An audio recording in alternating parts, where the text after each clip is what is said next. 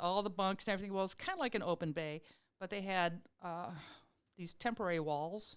So I had 2 bunks and a wall locker with these but the walls went only up to like 7 foot, Yeah, but like a 12-foot like ceiling. a cubicle almost. Yeah, it was a cubicle with bunks and wall lockers, and and my little cubicle was right next to the TV.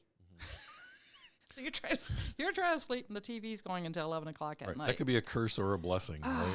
And my roommate, she was unique. We'll just put it that way. Okay, that's very nice of you.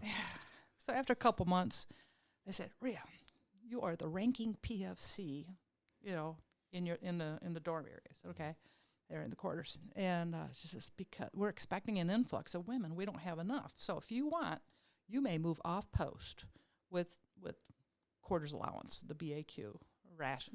They paid me to move off post. That's pretty big for a PFC. I was the senior person on the floor, though. Yeah. And since I was senior, I had first dibs to leave. So I did. I didn't even have a car. I don't know how this. So I talked to this one guy I worked with, and he goes, well, I'm staying in such and such apartment complex. It was called the Casbah. He said, I think they've got rooms there. See if you can get a room, and you can just ride back and forth with me. And I went, oh, cool. I mean, these little things. Right. But that really turned out to really neat little opportunities. So I checked in, got a little efficiency apartment. I think it cost me like $100 a month. I was only making $400 now. Yeah, you weren't making the big bucks at that time. I was a ranking PFC, but That's I didn't right. have to worry about a car.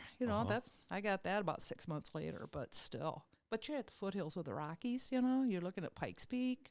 I would go to the local chapel, and there was a family there that kind of half adopted me, and they had a cabin up in the mountains, so I'd go with them and took me skiing, and I had a great time.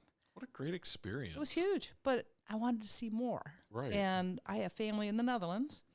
And I was talking to this one sergeant one time. This is when you also learn where people who have friends can be good or not. Right. I'm talking to this master sergeant. I said, if